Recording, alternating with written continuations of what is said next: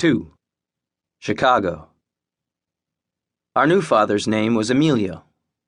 He was a short man with a light complexion and light brown hair. I never got to know much about him. I heard he had children from a previous marriage. Other than that, Emilio was a total mystery.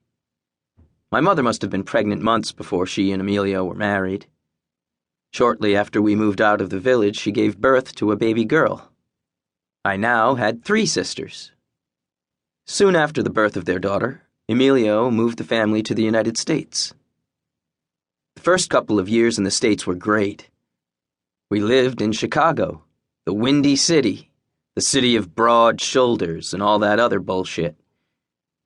I was going on 7 years old when we first came to Chicago. I was very curious about everything that surrounded me.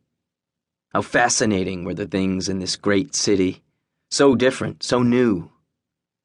I remember sitting on the back porch of our very first apartment in Chicago and getting excited about the silver and green train going by on the elevated tracks located about a half a block away. I dreamed of someday riding that big green machine that decorated the skyline. People were everywhere in Chicago. They socialized at all times of the day. This city was alive.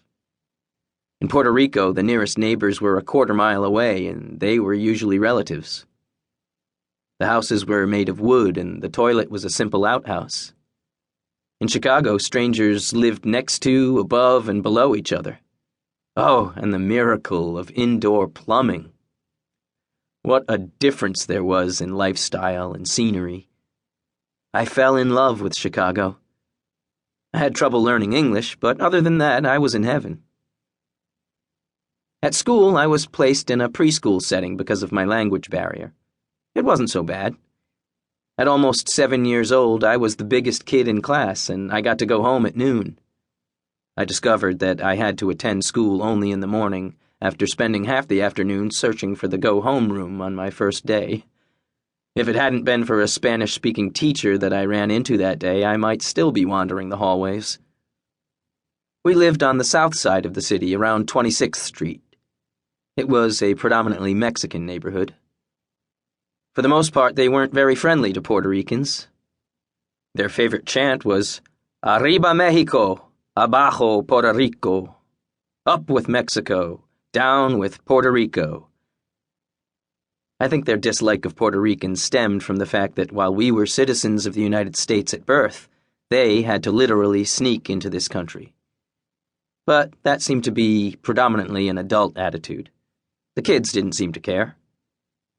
I made friends with kids who spoke Spanish as fluently as they did English. That helped my sisters and me learn English faster. At home, Emilio's attitude toward us changed as his daughter got older. In short, he became an asshole. He would do things like padlock the refrigerator so that only his daughter could drink milk. He would hang a box of crackers from a rope high up on the ceiling so that we couldn't have any. All of his anger was taken out on us. Whether it was money problems, the baby crying, or an itch he couldn't scratch, we were beaten for it. Why my mother let him do those things, I'll never know.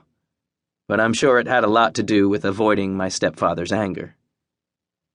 By the time I was 8, the only thing my 2 sisters and I had to look forward to was going to school. We were pretty much confined to our bedroom in order to avoid Emilio's wrath. We went outside only when Emilio wasn't around, which was usually when we were in school. Then Emilio lost his job.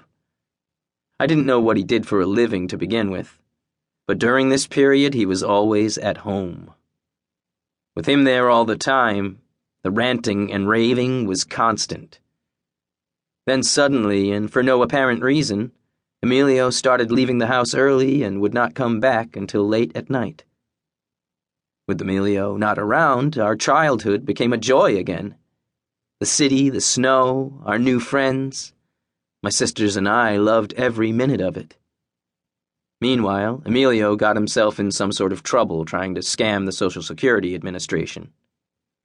The rumor was that the FBI had picked him up for questioning. And just like that, Emilio disappeared. No goodbyes, no "I'll be back."